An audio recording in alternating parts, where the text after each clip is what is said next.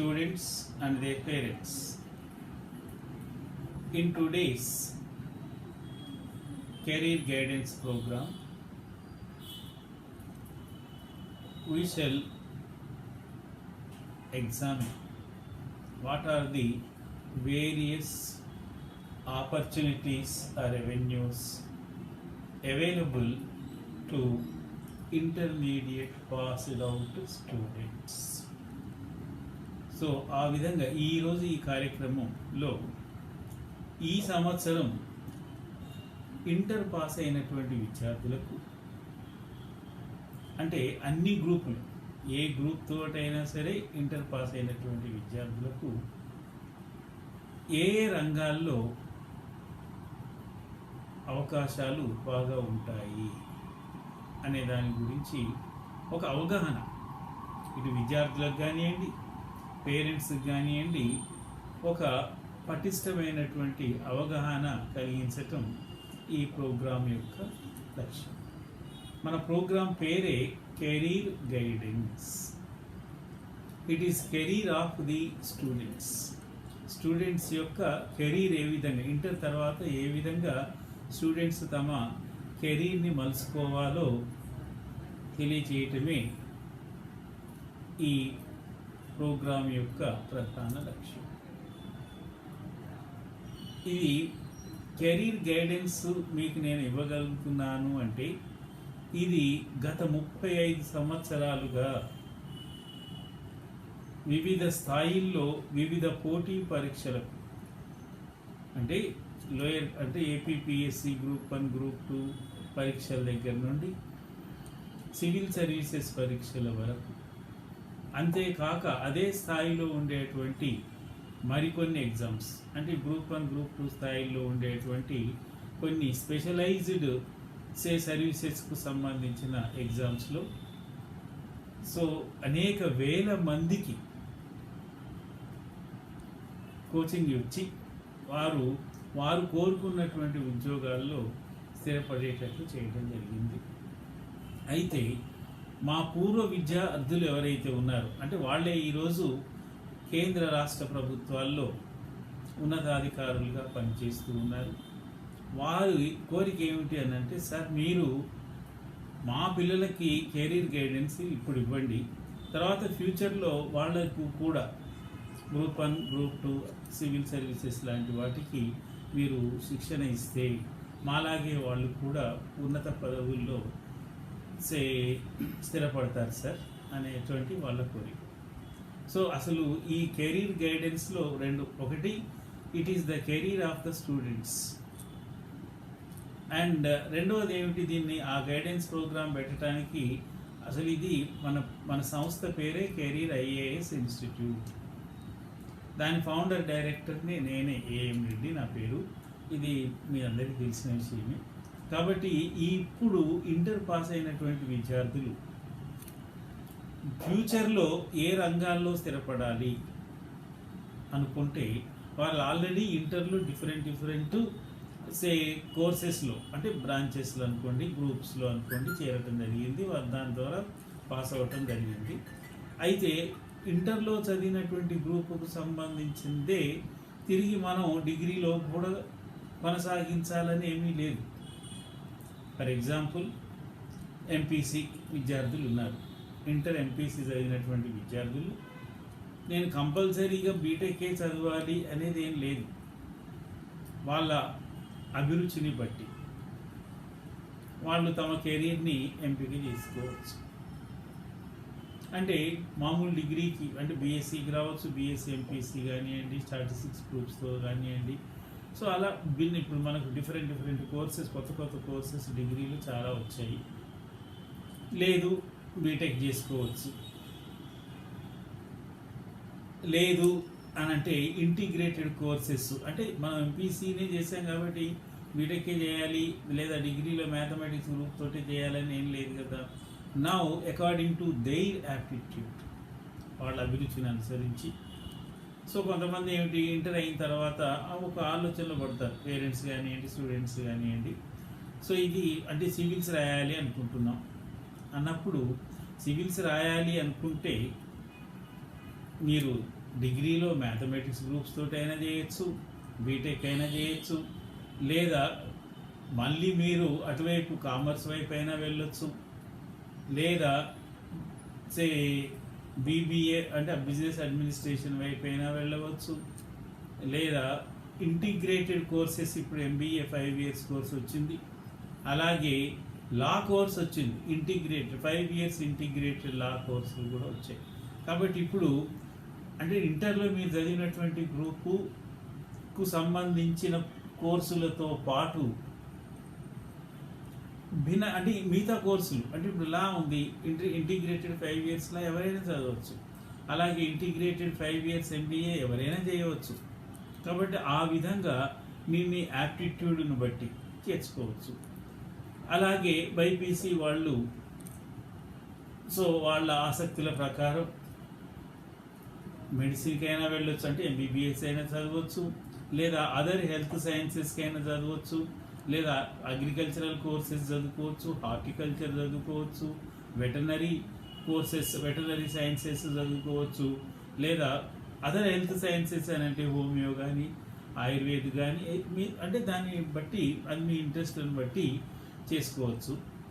అయితే ఇప్పుడు నేను ఎంపీసీ గ్రూప్కు చెప్పిన విధంగానే బైపీసీ వాళ్ళు కూడా వద్దు ఇంటర్ వరకు బైపీసీ చదివాను, ఇంక ఇప్పటి నుంచి నేను సోషల్ సైన్సెస్ వైపు వెళ్తాను అనుకుంటే they can also go for 5 years integrated MBA are 5 years integrated లా.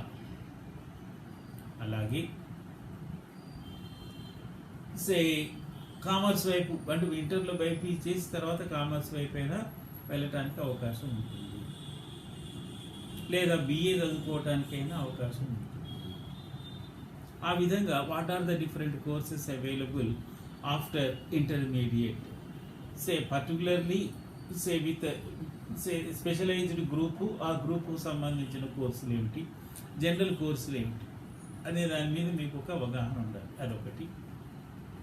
అలాగే సిఈసి చదివినటువంటి వాళ్ళు ఇంటర్లో సిఈసి చదివాం కాబట్టి ఖచ్చితంగా నేను డిగ్రీలో బీకామే చదవాలనేది ఏం లేదు కదా. కావాలంటే ఇక్కడ ఉన్నాం they can change they say course చేసుకుని ఏంటి they can go for arts, BA చదువుకోవచ్చు, బిఏలో అనేక రకాలైనటువంటి కాంబినేషన్స్ తోటి బిఏ చదవచ్చు, లేదా బీకామ్కి అంటే చార్టెడ్ అకౌంటెన్సీకి కూడా వెళ్ళవచ్చు, బీకామ్ చేస్తూనే వెళ్ళవచ్చు.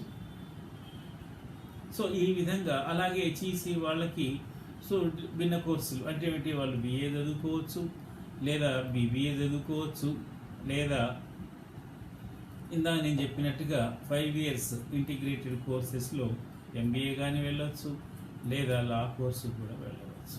So these are the different courses. అంటే రిలేటెడ్ కోర్సెస్ డిగ్రీలో అంటే +2 తర్వాత రిలేటెడ్ కోర్సెస్కి అయినా వెళ్ళవచ్చు, లేదా జనరల్ కోర్సెస్కి అయినా వెళ్ళేటువంటి అవకాశం ఉంది. ఇది ఓవరాల్గా ఇప్పుడు ఇంటర్ పాస్ అయినటువంటి విద్యార్థులకు తర్వాత డిగ్రీలో సో ఉన్నటువంటి డిఫరెంట్ సే అవకాశాలు. అయితే ఇప్పుడు కామన్గా మనం ఇంటర్లో ఉన్నప్పుడు పిల్లల్ని లేదా ఈవెన్ స్కూల్లో ఉన్నప్పుడు కానీ పిల్లల్ని అడిగితే నువ్వు ఫ్యూచర్లో ఏం కావాలనుకుంటున్నావు అని మనం పిల్లల్ని అడిగితే 70% పిల్లలు కానీ 70% పేరెంట్స్ కానీ మా వాడిని పెద్దయ్యాక సివిల్స్ వైపు పంపాలని ఉందండి, సివిల్స్ రాయించి మా వాడిని ఒక ఐఏఎస్ ఆఫీసర్గా ఒక ఐపీఎస్ ఆఫీసర్గా చేయాలని అనుకుంటున్నామండి అని పేరెంట్స్ అంటారు.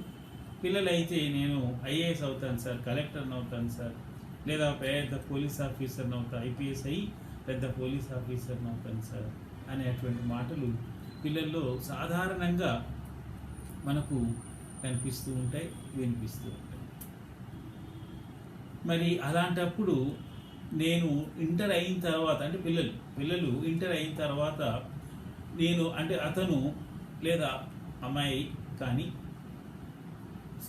నా గమ్యం నా లక్ష్యం అంటే అంతిమ గమ్యం లక్ష్యం సివిల్స్ కాబట్టి అంటే ఐఏఎస్ కాబట్టి నాకు బీటెక్ ఎందుకు, నాకు ఎంబీబీఎస్ ఎందుకు, నాకు బీడీఎస్ ఎందుకు, హాయిగా బిఏ చదువుకొని అంటే ఎందుకు అంటే సివిల్స్లో ఉండేటువంటి సిలబస్ అంతా కూడా మనకు ఆర్ట్స్కు సంబంధించినటువంటి సబ్జెక్ట్సే కాబట్టి నేను ఇప్పటి నుంచే నేను బిఏ చదువుకొని ఆ విధంగా నేను తర్వాత సివిల్స్ వైపు వెళ్తాను అని అనుకోవటం పొరపాటు.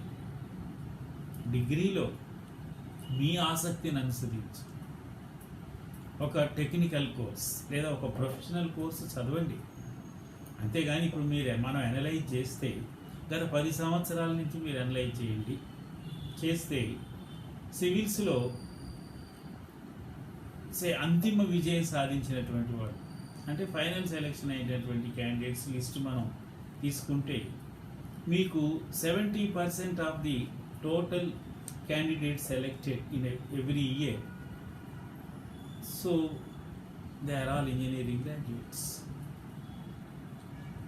And rest of the candidates, if you analyze, so some of them are doctors, some of them are BSc agriculture, some of them are veterinary sciences. So like that.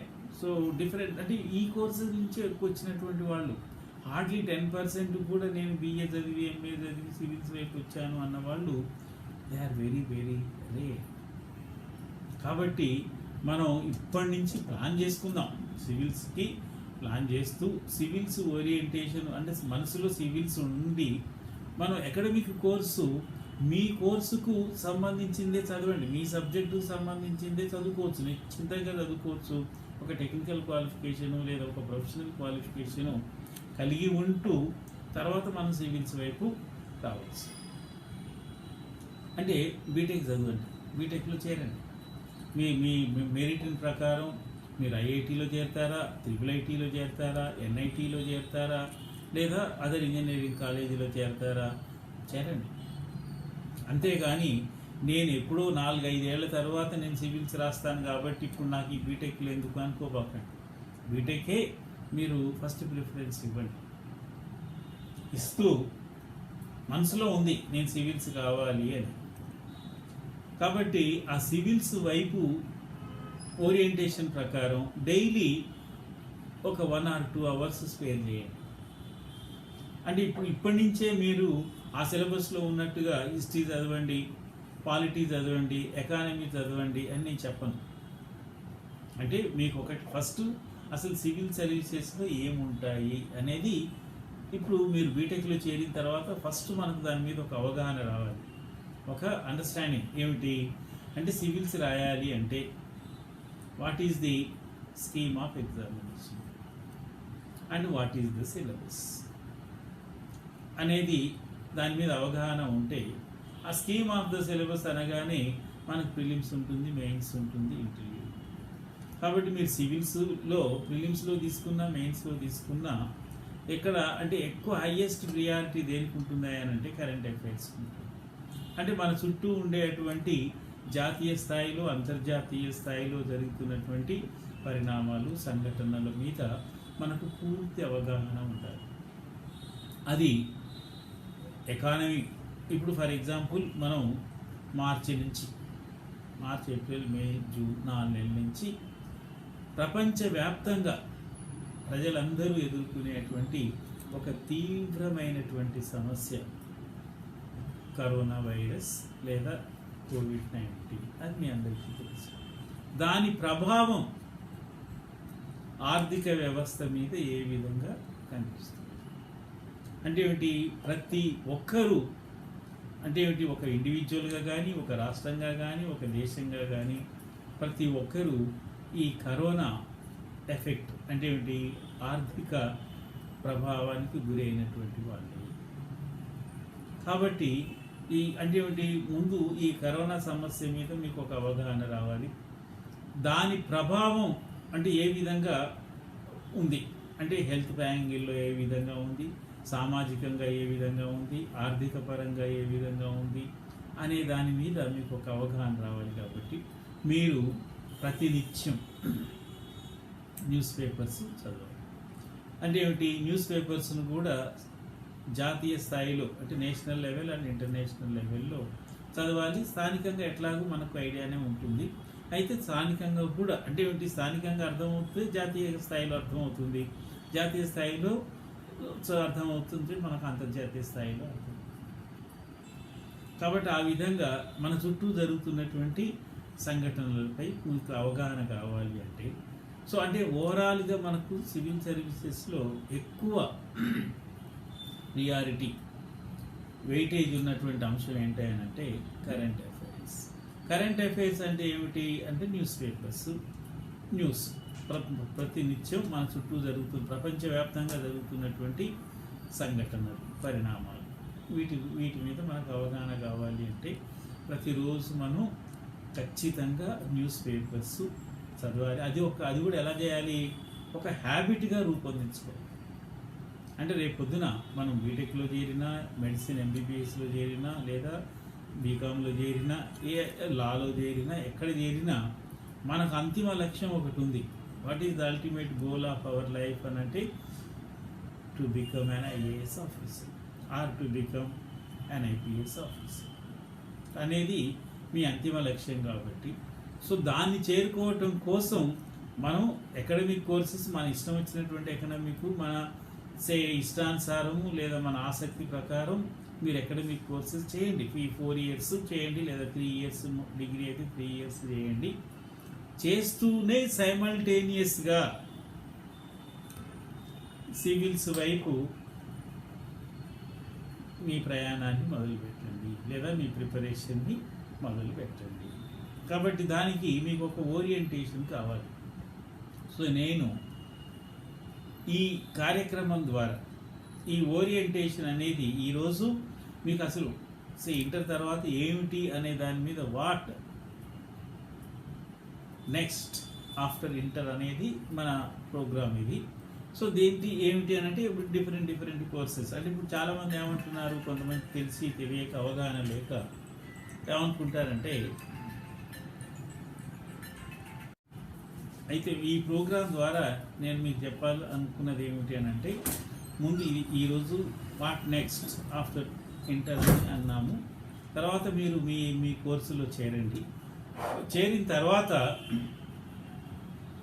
మనం అంటే అల్టిమేట్ గోల్స్ సివిల్స్ లేదా IAS కాబట్టి మనం ఏం చేస్తున్నాము అంటే ఇప్పుడు సైమల్టేనియస్గా academic ఎగ్జామ్స్కి ప్రిపేర్ అవుతూనే ఒక హ్యాబిట్ న్యూస్, ఇప్పుడు మీరు ఎంటర్టైన్మెంట్స్ ఛానల్స్లోకి వెళ్తారు. సో అంటే మనం రిలాక్సేషన్ కోసం ఏ విధంగా అయితే మీరు ఎంటర్టైన్మెంట్ ప్రోగ్రామ్స్ లేదా ఛానల్స్ చూస్తారో, లేదా స్పోర్ట్స్ ఎలాగైతే మనకు ఒక హ్యాబిట్ లాగా ఉంటుందో, మీరు ఫస్ట్ న్యూస్ పేపర్ చదవటం అనేది ఒక హ్యాబిట్గా మార్చుకోవాలి. అంటే హ్యాబిట్ అంటే ఏమిటి అంటే అది అనునిత్యం కంటిన్యూ అవుతుంది, దానంతా అదే కంటిన్యూ అవుతుంది. అంటే పొద్దున్నే లేచి మనం న్యూస్ పేపర్ చూసుకోవాలి. ఇది అయితే ఇప్పటిదాకా చాలామంది విద్యార్థులు అంటే మనం దాంట్లో ఒక 80% ఆఫ్ ద స్టూడెంట్స్ ఎంపీసీ బైపీసీలోనే ఉండి మొత్తం మన ఈ 2 years ఇంకా వేరే లోకం లేకుండా ఎంసెట్ అనో ఐఐటి అంటే జేఈ అనో ఏదో ఆ కోర్సులో ఉండి లోకం అంటే ఏంటో కూడా తెలియదు. సో ఇప్పుడు ఇంకా దాన్ని వదిలేసేయండి, ఎలాగూ మనం డిగ్రీలోకి వచ్చాం కాబట్టి ఇంక ఇప్పుడు ఇమ్మీడియట్గా ఎంట్రన్స్ రాసేది ఏం లేదు కాబట్టి ఇప్పుడు లోకం చూడండి మీరు. అయితే ముందు న్యూస్ పేపర్ చదివితే ముందు ఆసక్తి రాదు, మీకు ఇంట్రెస్ట్ రాదు. ఏం చదువుతాం అసలు, అందులో ఏం తెలియదు కదా, ఏమీ తెలియనప్పుడు ఇంట్రెస్ట్ రాదు.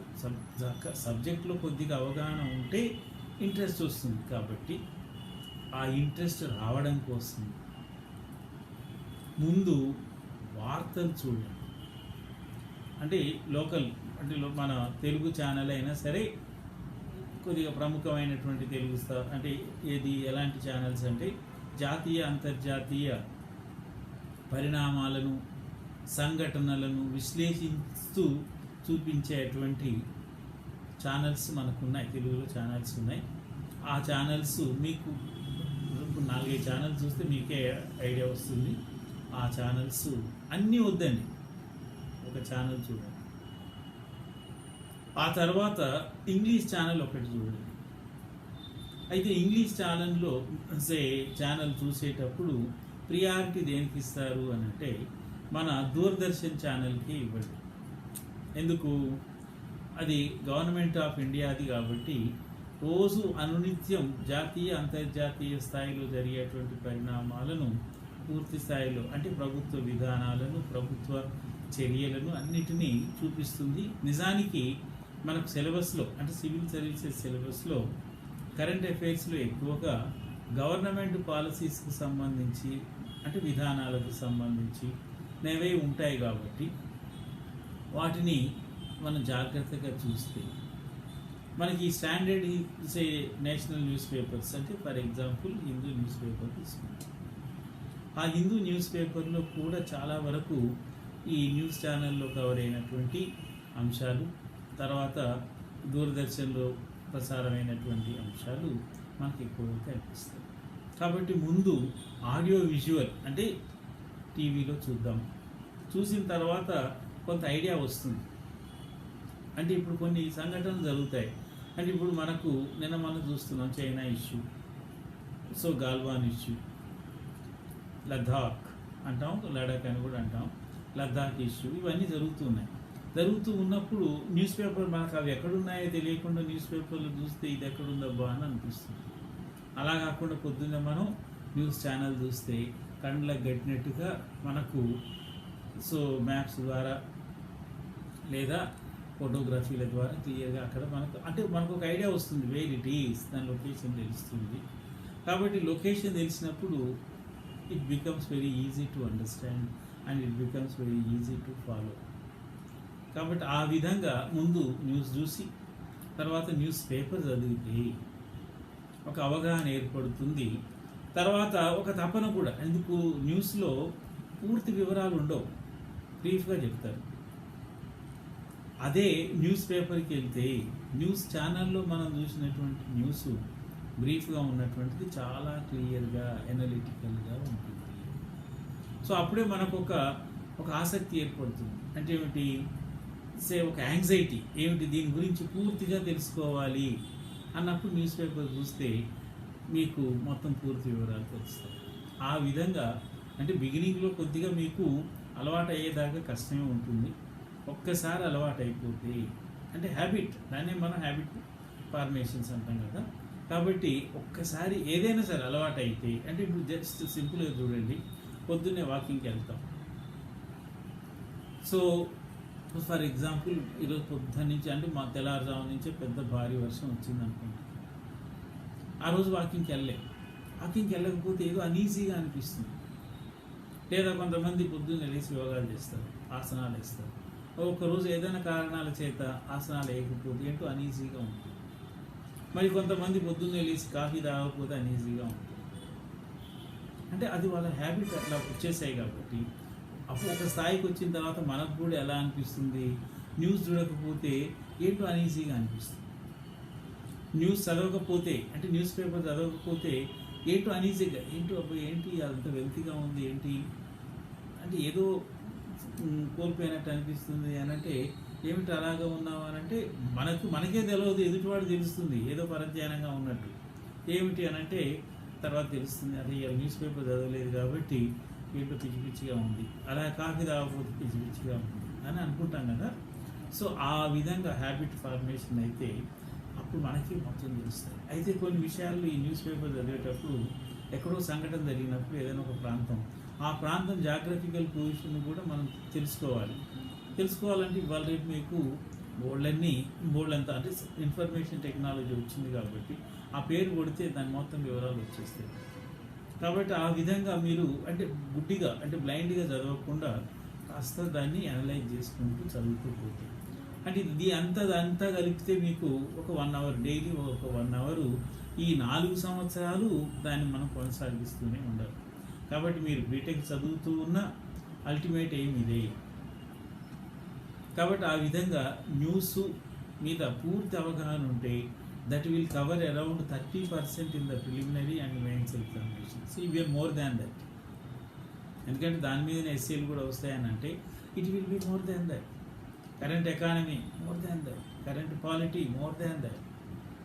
కాబట్టి దాని మీద మీరు అవగాహన పెంచుకుంటూ మీ కోర్సెస్ మీరు చదవండి, ఎంబీబీఎస్ చదవండి. కానీ అల్టిమేట్గా ఒకవేళ మీకు అంటే ఒక స్థాయిలో మనకేమనిపిస్తుంది, ఒకవేళ ఎంబీబీఎస్ చదువుతాం ఇవాళ అనుకుంటున్నాం, బైపీసీలో ఇంటర్ అయిపోయేటప్పటికి నేను ఎంబీబీఎస్ చదివినా సరే ఐఏఎస్ అవుతాను అనుకుంటాం. సో అన్నప్పుడు ఆ లక్ష్యాన్ని నెరవేర్చుకోవటం కోసం ముందుకెళ్ళాలి. ఇప్పుడు లేదు, కొంతమంది ఏంటి నేను బాగా పేరున్నటువంటి డాక్టర్ని కావాలి అనుకుంటే మనం అటువైపు వెళ్తాం. లేదా బీటెక్లో నేను బీటెక్ అయిన తర్వాత ఎంటెక్ చేసు, లేకపోతే విదేశాలకు పోయి ఎంఎస్ చేసు నేను ఒక పెద్ద సైంటిస్ట్ని అవుతాను అండి. కానీ మనసులో ఐఏఎస్ కావాలి, తర్వాత నేను బీటెక్ తర్వాత నా లక్ష్యం అదే, ఎంబీబీఎస్ తర్వాత నా లక్ష్యం అదే, లేదా బిఎస్ అగ్రికల్చర్ లేదా హార్టికల్చర్ తర్వాత నా లక్ష్యం అదే అనుకుంటే, సో దీన్ని మాత్రం కంపల్సరీగా అంటే సివిల్స్ రాస్తేనే లోకజ్ఞానం కావాలని కాదండి. రేపు పొద్దున మీరు ఒక మంచి డాక్టర్ అయినా లోకజ్ఞానం అవసరమే, ఒక సైంటిస్ట్ అయినా లోకజ్ఞానం అవసరమే. కాబట్టి సో ఆ దిశలో అంటే లక్ష్యం మనం నిర్ణయించుకున్నాం కాబట్టి అందులో భాగంగా నేను ఈ విధంగా చెప్తున్నాను. సార్ నేను డాక్టర్ కావాలంటే నాకు లోకజ్ఞానం అక్కర్లేదా సార్ అంటే కావాలి, అందరికీ కావాలి. కాబట్టి ఆ విధంగా మనం ఏది చేసినా సరే ఖచ్చితంగా వీటిని మీరు పాటిస్తూ, అలాగే ఇప్పుడు నేషనల్ లా యూనివర్సిటీస్లో లా చదివినా, లేదా మన యూనివర్సిటీస్లో లా చదివినా, 5 years లా చదివినా, లేదనంటే 5 years ఎంబీఏలు కూడా వచ్చాయి ఇప్పుడు, ఇంటిగ్రేటెడ్ ఎంబీఏస్ అని. మీరు ఏ కోర్సు బీఏ చదివినా, బీకామ్ చదివినా అల్టిమేట్గా అదే. కాబట్టి ఆ సబ్జెక్ట్స్ చదువుతూనే అంటే అకాడమిక్ కోర్సెస్ వైపు పూర్తిగా కాన్సన్ట్రేట్ చేస్తూ వాటిని నిర్లక్ష్యం చేయకుండా సివిల్స్ వైపు ప్రయాణం మొదలుపెట్టాలి. సో ఈ కార్యక్రమంలో తిరిగి అంటే మీకు కంటిన్యూషన్ ఎలా చేయాలి అంటే, నేను ఈ 4 yearsలో ఒక కరెంట్ అఫైర్స్ చదివితే సరిపోతుందా, మిగతా సబ్జెక్ట్స్ పట్ల ఏమైనా అవగాహన కావాలా అనే దాని గురించి నేను తర్వాత ప్రోగ్రామ్స్లో మీకు వివరిస్తాను. అంటే ఏమిటి అని అంటే, ఉదాహరణకు బీటెక్లో చేరాను. సో నేను చెప్పినట్టుగా న్యూస్ పేపర్స్ మీద అంటే ఒక మనం what is going on around us in our state or in our country or in the world తెలుసుకుంటూ అదొక్కటే చేసి చదువు సరిపోతుందా, ఇంకా ఫర్దర్గా ఏదైనా అవగాహన చేసుకోవాలన్నా అనే దాని మీద నేను తర్వాత జరిగేటువంటి ప్రోగ్రామ్స్లో మీకు నేను పూర్తిగా వివరిస్తాను. సో ఈ ప్రోగ్రాం లక్ష్యం ఆఫ్టర్ ఇంటర్ వాట్ నెక్స్ట్ అనే దాని గురించి మీకు కొంత అవగాహన వచ్చిందని నేను భావిస్తాను. సో దీన్ని ఇటు విద్యార్థులు కానివ్వండి, విద్యార్థుల తల్లిదండ్రులు కానివ్వండి సద్వినియోగం చేసుకుంటారని, లేదా ఈ కెరీర్ గైడెన్స్లో మీకు ఎలాంటి సందేహాలు ఉన్నా మీకు మా సంస్థ అంటే హైదరాబాద్లోని కెరీర్ ఐఏఎస్ ఇన్స్టిట్యూట్ నెంబర్ను మీకు ఇవ్వటం జరుగుతుంది. సో దాన్ని ద్వారా మీ ఏదైతే సందేహాలు ఉంటాయో, డౌట్స్ ఉంటాయో, మీరు వాటిని క్లారిఫికేషన్ నివృత్తి చేసుకోవడానికి మేము ఖచ్చితంగా మీకు సహకరిస్తామని తెలియజేస్తున్నాం. So thank you very much. All the best.